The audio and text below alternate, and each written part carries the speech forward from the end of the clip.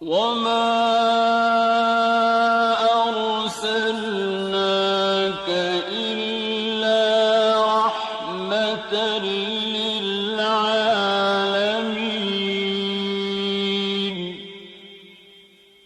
نبی کریم صلی اللہ علیہ وسلم بنی نوع انسان کے لیے اللہ کے آخری نبی ہیں، اور آپ پر نازل ہونے والی کتاب قرآن مجید اللہ تعالیٰ کی آخری کتاب ہے، لہذا نبی کریم صلی اللہ علیہ وسلم کی پاکیزہ زندگی امت مسلمہ کے لیے تا قیامت واجب الاتباع، رشد و ہدایت کا ابدی سرچشمہ اور ذریعہ نجات ہے۔ یقیناً رسول اللہ کی زندگی تمہارے لیے بہترین نمونہ ہے، لہذا رحمت للعالمین کی سیرت مطہرہ کا مطالعہ ہر مسلمان کی زندگی کا لازمی حصہ قرار پایا۔ سیرت نبوی کو مکمل طور پر بیان کرنا اس وقت تک ممکن نہیں جب تک اسلام سے پہلے اور بعد کے حالات کا تقابل نہ کیا جائے، اس لیے ہم اصل مضمون سے پہلے اسلام سے پہلے عرب کی کیفیت بیان کریں گے، عرب اقوام اور ان کی معاشرت کا نقشہ کھینچیں گے، پھر وہ حالات بیان کریں گے جن میں رسول اللہ صلی اللہ علیہ وسلم کی بعثت ہوئی۔ لفظ عرب کے لغوی معنی صحرا اور بیاب و گیاہ زمین کے ہیں۔ عہد قدیم سے یہ لفظ جزیرہ نمائے عرب اور اس میں بسنے والی قوموں پر بولا گیا ہے۔ عرب کے مغرب میں بحر احمر اور جزیرہ نمائے سینا ہے، مشرق میں خلیج عرب اور جنوبی عراق کا ایک بڑا حصہ ہے، جنوب میں بحر عرب ہے جو در حقیقت بحر ہند کا پھیلاؤ ہے، شمال میں ملک شام اور کسی قدر شمالی عراق ہے۔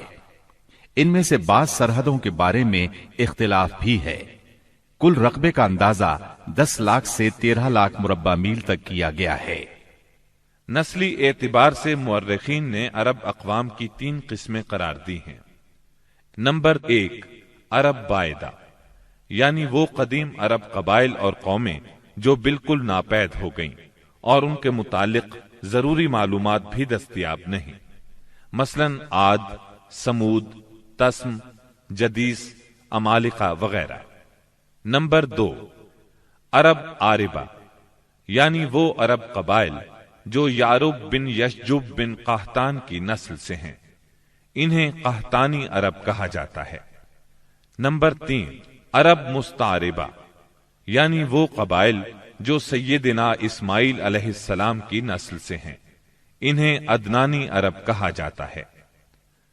عرب عاربہ یعنی قحطانی عرب کا اصل گہوارہ ملک یمن تھا، یہیں ان کے خاندان اور قبیلے مختلف شاخوں میں پھوٹے، پھیلے اور بڑھے۔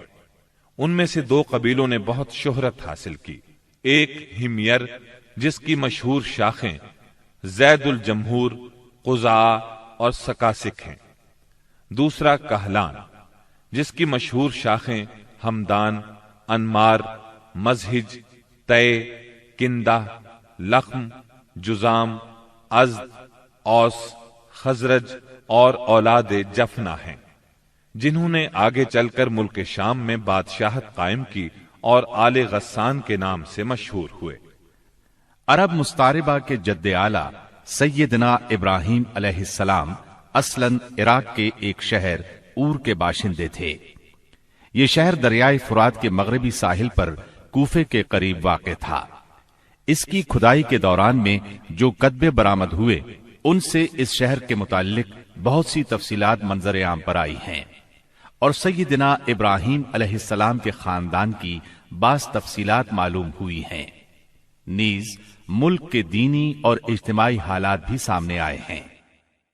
سیدنا ابراہیم علیہ السلام یہاں سے ہجرت کر کے شہر حران تشریف لے گئے تھے، اور پھر وہاں سے فلسطین جا کر اس کو اپنی دعوتی سرگرمیوں کا مرکز بنا لیا، اور دعوت و تبلیغ کے لیے یہیں سے اندرون و بیرون ملک آتے جاتے رہتے تھے۔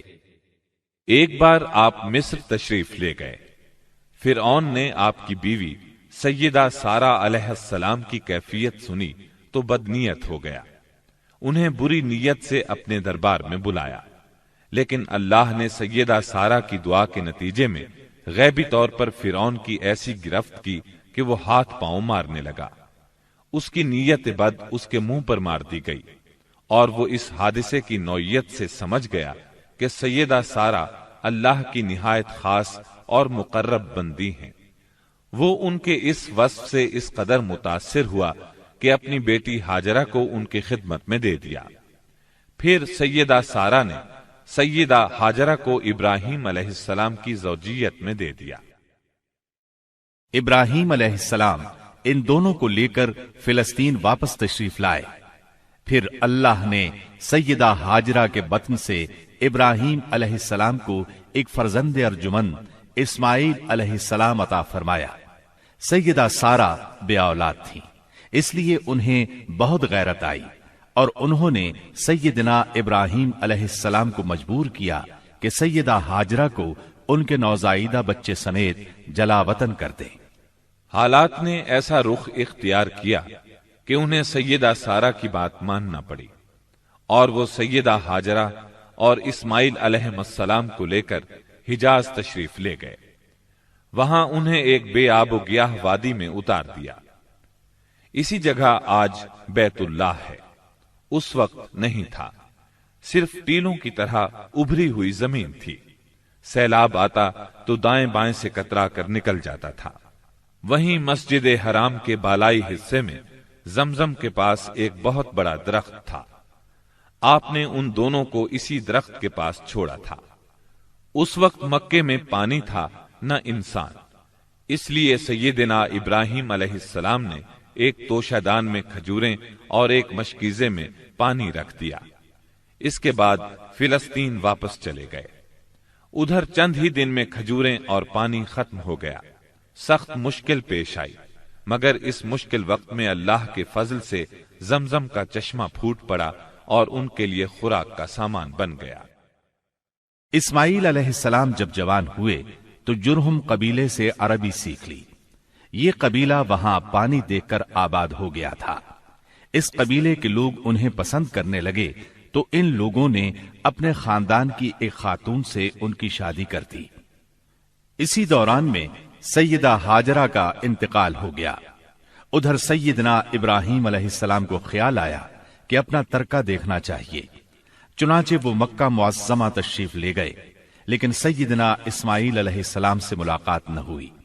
بہو سے حالات دریافت کیے، اس نے تنگ دستی کی شکایت کی۔ آپ نے وصیت کی کہ اسماعیل آئیں تو کہنا اپنے دروازے کی چوکھٹ بدل دیں۔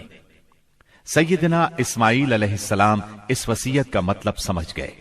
انہوں نے بیوی کو طلاق دے دی اور ایک دوسری عورت سے شادی کر لی جو جرہم کے سردار مزاز بن عمرو کی صاحبزادی تھی۔ ان کی دوسری شادی کے بعد ایک بار پھر سیدنا ابراہیم علیہ السلام مکے تشریف لے گئے، مگر اس مرتبہ بھی سیدنا اسماعیل علیہ السلام سے ملاقات نہ ہو سکی۔ بہو سے حال پوچھا تو اس نے اللہ کی حمد و ثنا بیان کی۔ آپ نے وصیت کی کہ اسماعیل اپنے دروازے کی چوکھٹ برقرار رکھیں، اور فلسطین واپس ہو گئے۔ اللہ تعالی نے مزاز کی بیٹی سے اسماعیل علیہ السلام کو 12 بیٹے عطا فرمائے۔ ان 12 بیٹوں سے 12 قبیلے وجود میں آئے اور سب نے مکے ہی میں رہائش اختیار کی۔ ان کے حالات زمانے کی گرد میں دب کر رہ گئے۔ صرف نابت اور قیدار کی اولاد گمنامی سے محفوظ رہی۔ قیدار بن اسماعیل علیہ السلام کی نسل مکہ معظمہ ہی میں پھیلتی پھولتی رہی، یہاں تک کہ عدنان اور پھر ان کے بیٹے معد کا زمانہ آ گیا۔ عدنانی عرب کا سلسلہ نسب صحیح طور پر یہیں تک محفوظ ہے۔ عدنان نبی صلی اللہ علیہ وسلم کے سلسلہ نسب میں 21ویں پشت میں آتے ہیں۔ بہرحال معد کے بیٹے نزار سے کئی خاندان وجود میں آئے۔ دراصل نزار کے 4 بیٹے تھے اور ہر بیٹا ایک بڑے قبیلے کی بنیاد ثابت ہوا۔ چاروں کے نام یہ ہیں: ایاد، انمار، ربیہ اور مزر۔ ان میں سے آخری 2 قبیلوں کی شاخیں اور شاخوں کی شاخیں بہت زیادہ ہوئیں۔ چنانچہ ربیہ سے اسد بن ربیہ، انزا، عبد القیس، وائل، بکر، تغلب اور بنو حنیفہ وغیرہ وجود میں آئے۔ مضر کی اولاد دو بڑے قبیلوں میں تقسیم ہوئی۔ نمبر 1 قیس اعلان بن مضر، نمبر 2 الیاس بن مضر۔ قیس اعلان سے بنو سلیم، بنو حوازن، بنو غطفان، غطفان سے ابس، زبیان، اشجع اور غنی بن عاصر کے قبائل وجود میں آئے۔ الیاس بن مضر سے تمیم بن مرہ، حزیل بن مدرکہ، بنو اسد بن خزیمہ اور کنانہ بن خزیمہ کے قبائل وجود میں آئے۔ پھر کنانہ سے قریش کا قبیلہ وجود میں آیا۔ یہ قبیلہ فہر بن مالک بن نضر بن کنانہ کی اولاد ہے۔ پھر قریش بھی مختلف شاخوں میں تقسیم ہوئے۔ مشہور قریشی شاخوں کے نام یہ ہیں: جمح، سہم، عدی، مخزوم، تیم، زہرہ اور قصی بن کلاب کے خاندان یعنی عبد الدار، اسد بن عبد العزا اور عبد مناف، یہ تینوں قصی کے بیٹے تھے۔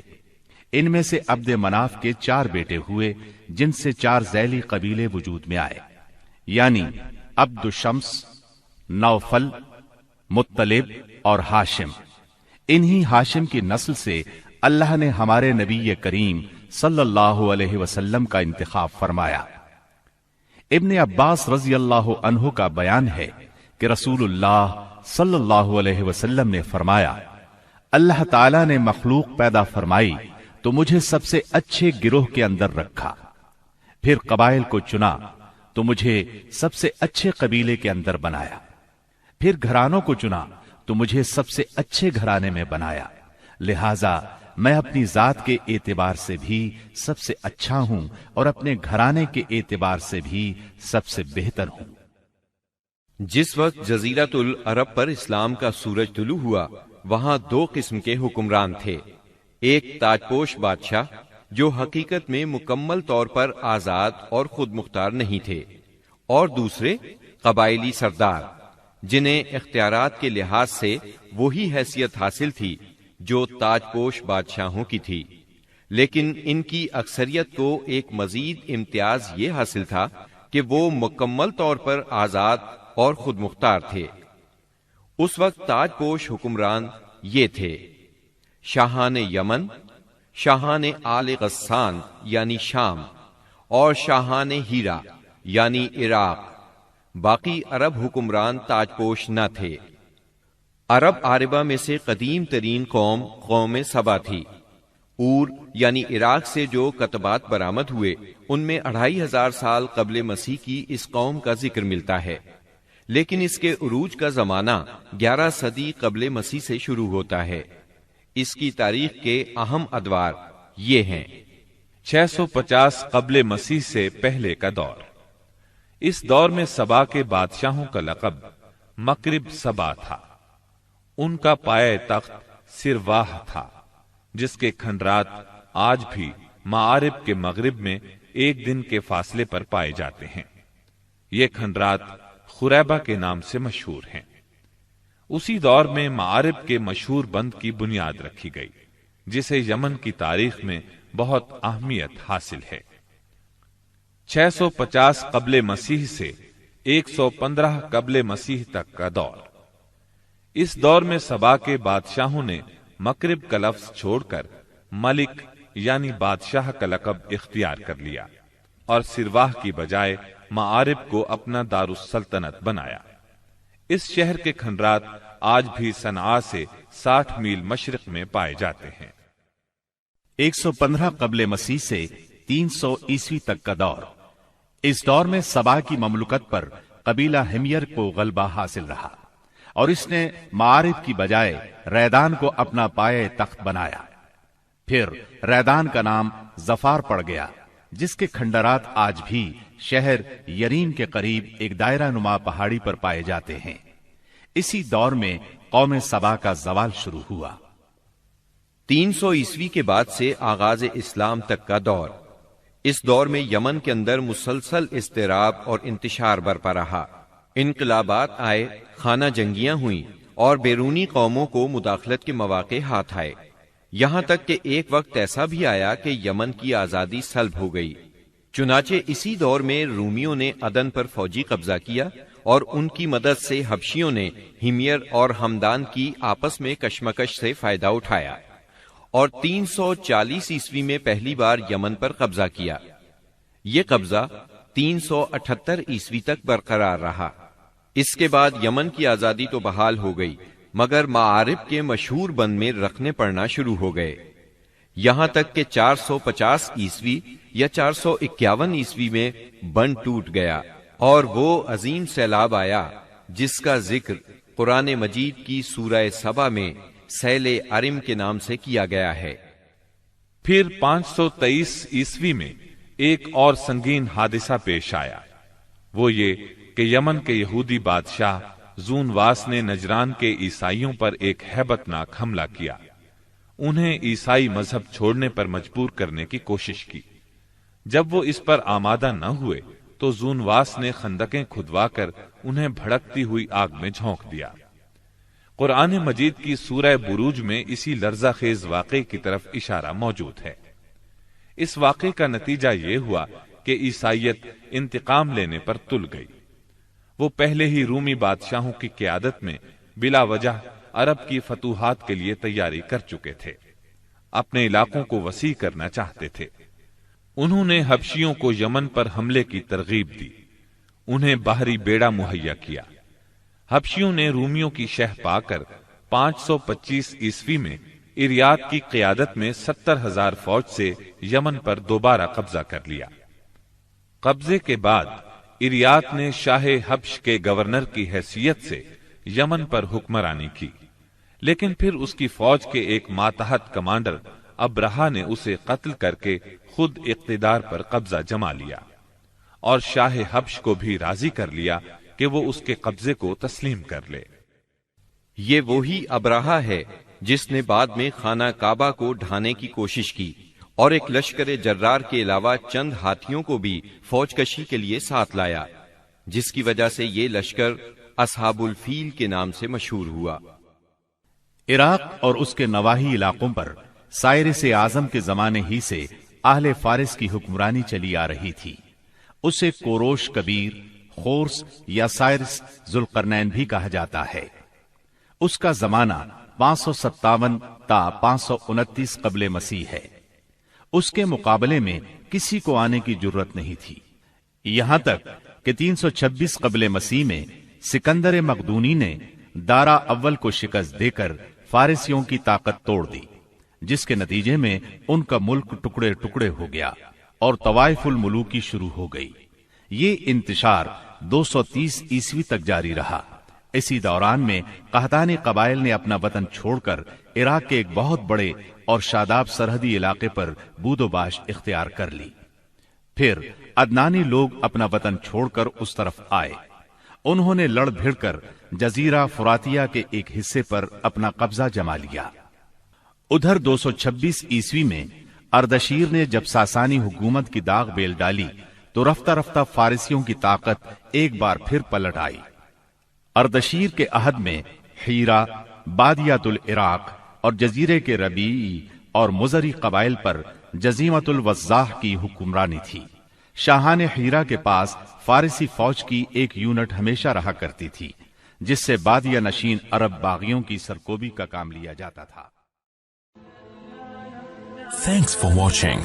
Don't forget to like, comment, share and subscribe to